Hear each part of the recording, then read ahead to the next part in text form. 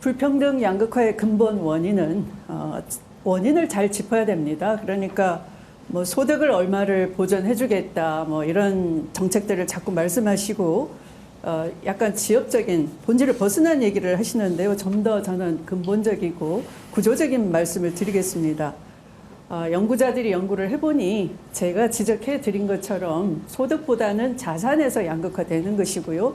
또 우리나라 같이 부동산 투기가 극심한 나라, 이런 부동산 투기를 건절하지 못했기 때문에 켜켜이 쌓여있는 불평등 양극화가 OECD 국가 중에 가장 최악입니다. 그래서 저는 지대개혁을 해야지 된다 하는 것이고요. 또 막대한 부동산 불로소득에 대해서 과세의 정상화, 또 합리적인 공정과세를 통해서 이것을 투기를 막고 또 그것으로 마련된 재원을 통해서 네. 추미애 후보께서 이제 지대개혁을 굉장히 강조를 하셨는데 제가 볼 때는 지대개혁은 토지 보유세를 약간 강화하는 것 0.6% 세율에서 0.5%, 0.16에서 0.5로 올리는 것 얘는 제가 잘 이해가 안 되더라고요. 그래서 지대개혁 본질을 좀 더 자세하게 좀 설명을 좀 듣고 싶어요. 네. 약간 뭐 손질 본다 이런 것이 아니고요. 지금의 재산세나 또는 종부세 이렇게 나눠져 있는 것을 토지 보유세로 종합해서 약 한 30조 원의 재원이 걷어지는데요. 이렇게 발굴된 세원을 가지고 복지를 두텁게 한다든지 청년 일자리를 만든다든지 또 공공임대주택을 제공한다든지 이렇게 양극화를 완화하는 정책을 말씀드리는 건데요. 이것은 새로운 도약과 희망의 사다리, 그런 시장 정상화. 우리가 독과점은 모든 시장을 막히게 하는 거거든요. 토지 독점 역시 마찬가지입니다. 우리나라 그 상위 10%가 67%의 토지를 갖고 있고요. 또 상위 법인 1%가 73%의 토지를 갖고 있으니까 뭐 네. 수 후보님 그러면 이 양극화가 굉장히 심각한데 양극화 소득의 불평등 아니면 자산의 격차 어느 쪽이 더 불평등을 양극화를 하는 주범입니까? 우리 주중대사는 장하성 교수는 임금 격차가 이 양극화를 더 심화한다 이런 분석을 내놨던데 네, 어느 쪽에 동일하십니까? 그래서 이제 소득 주도 성장을 우리 장하성 실장님 때 하셨는데 그건 잘못됐다는 건 아니고요. 지나놓고 보니까 오히려 양극화의 주범은 자산 그 중에서도 부동산이더라. 제가 2017년에 당대표 시절에 지대개혁을 해서 이 불평등 토지 투기를 막아야 된다라고 했는데 그게 지금 실정적인 것으로 지금 다 드러나 있지 않습니까? 그래서 집 못 가진 사람은 국민의 절반인데요.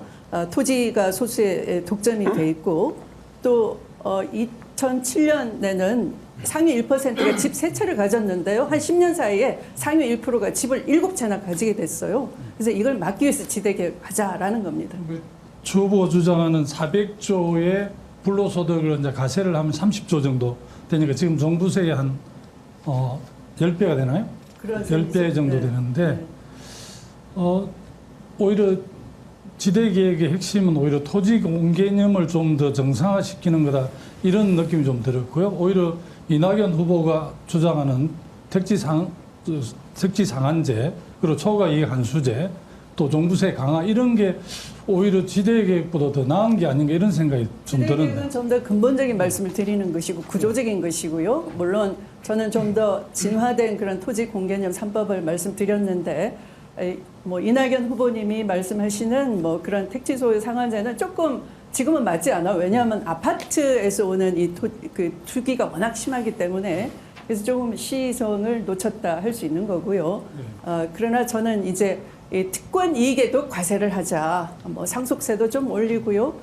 또 지금 윤희숙 방지도 좀 하자. 이런 혹시 말씀. 제 기본자산제는 좀 보셨습니까? 네. 좀 궁금한 게 좀 있었어요. 태어나는 신생 아이들에게 3천만 원 신탁을 해서 그것을 국민연금이나 자산운용해서 20년 정도 운용해서 이 아이가 성년될 때 6천만 원 정도의 시드머니를 주는 거거든요. 기본자산제에 대해서는 좀 어떤 생각을 갖고 계신지 조금 듣고 싶습니다. 네, 좀 솔깃했는데요. 근데 궁금한 것은 이제 부모 입장에서 보면 이 아이가 20년 사이에 들어갈 보육비, 교육비가 엄청나잖아요. 네. 그러면 20년 후에 6천만 원을 준다는 것이 그 개인에게 어떤 의미가 있을지 그게 좀 궁금했습니다. 그런 점들을 염려하시는데 이제 기본 자산제가 만병통치약은 아니고요.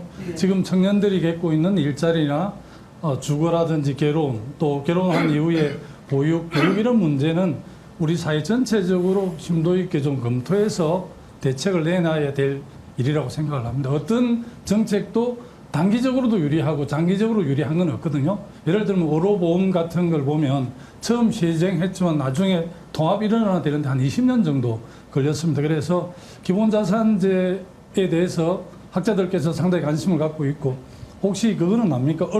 언론사에 조사를 했는데 네. 주부들이 가장 선호하는 대선 후보들 공약 1위가 되는 잘 모르시죠?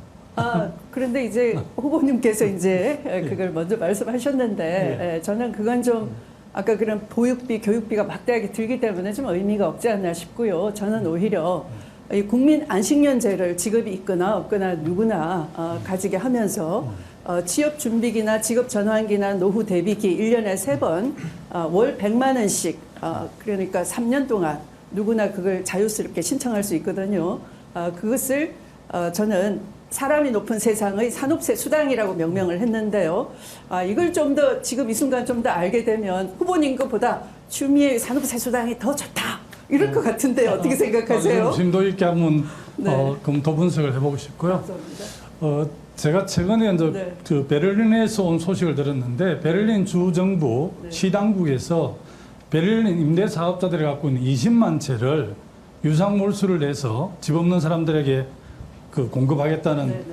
투표를 지금 진행 중에 있거든요. 그런데 여론조사를 보니까 베를린 시민들이 굉장히 오히려 찬성 쪽이 많다고 그러더라고요. 아마 우리나라에서 이걸 시행을 하면 뭐 공산당이 하는 거냐 빨갱이가 하는 거냐 이렇게 막 오해를 하실 것 같은데 베를린 시당국에서 이렇게 하는 지금 투표 행위에 대해서는 좀 어떤 입장을 갖고 계신지 좀 저는 듣고 싶습니다. 굉장히 신선하게 봤고요. 역시 독일답다. 제가 2017년 당대표 시절에 토지 공개념 말씀드리면서 예. 시장 친화적 그런 토지 공개념 지대 개혁을 하자 이랬더니 어떤 의원은 토지 공개념이 반헌법, 우리 헌법에 없다라고 하기도 하고요. 또 그것이 토지 사회주의자 아니냐 이렇게 몰아붙이더라고요. 시장 친화적이라고 하는 것은 모든 시장의 정상화를 얘기하는 것이고 토지를 우리 국민들 모두에게 기회를 갖게 하자라는 시장 친화적인 지대 개혁을 말씀드린 것이고요. 이것이 지대 개혁이 제대로 될 때 비로소 우리 사회의 창의성, 돈이 돌아야 될 때 갈 수 있다라는 그런 말씀을 다시 드리겠습니다.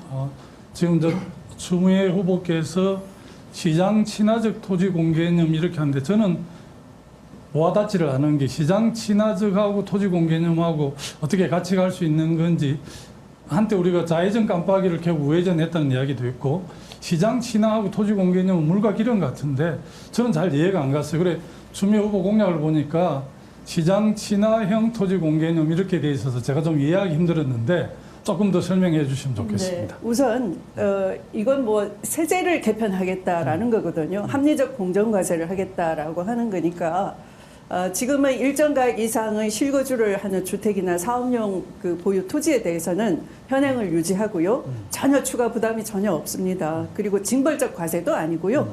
오히려 이 공시가격 현실화 계획을 가지고 있지만 저는 이걸 내릴 생각입니다. 워낙 최근에 아파트나 주택 가격이 많이 올랐기 때문에 저는 보유세는 올리고 거래세는 낮추겠다라는 그런 말씀을 이 기회에 드리겠습니다. 또 추미애 후보께서 이제 지대 개혁을 많이 하시니까 지금 국회에서 가장 쟁점이 되어 있는 부분이 윤희숙 부친의 세종시 농지 이 투기라고 볼 수 있겠죠. 그렇죠. 농사를 직접 짓는 분이 아니니까 그런 측면에서 보면 추미애 후보의 지대 계획은 오히려 그 윤희숙 의원의 부친이 투자한 이런 농지를 공시지가에 국가에서 매입을 해서 경자유전 원칙에서 실제 영농을 하는 이 농민들에게 부여하거나 아니면 그 농어촌공사에서 위탁 경영을 하게 하는 게 맞을 것 같은데 지대 계획하고 지금 제가 말씀드린 거 약간 매치가 될 것 같은데 좀 어떤 생각을 갖고 계신지. 물론입니다. 추후 시간 마무리 발언 하셔야 돼요. 네. LH나 KDI 임직원 또 국회의원이나 고위 공무원 같이 이렇게 특수한 위치에서 어떤 토지 그 수익을 올릴 수 있는 정보를 이용해 가지고 그 토지 투기를 한다거나 이익을 얻을 때는 그 이익을 제대로 환수하겠다 하는 그런 방안도 저는 이미 말씀을 드린 것이고요. 그런 것을 모두 합쳐서 이른바 사람이 높은 세상, 땅보다 사람이 높아야 되는 것이고요. 땀이 높아야 되는 것이고요. 돈보다 사람이 높아야 되는 그런 세상 만들겠다. 지대개혁이 그래서 근본적인 처방이다라는 것입니다.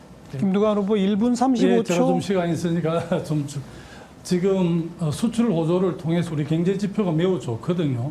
그럼에도 불구하고 사실 자영업자나 소상공인들은 굉장히 좀 어려움이 있습니다. 그래서 저는 그 자영업자 손실 보상에 대해서 우리 정부에서 좀 적극적으로 당정 협의를 통해서 이 손실을 보상하는 게 맞지 않는가 주장을 많이 했는데 아직 당정청 차원에서 합의가 안 돼서 좀 많이 아쉬움이 있다는 말씀을 드리고요.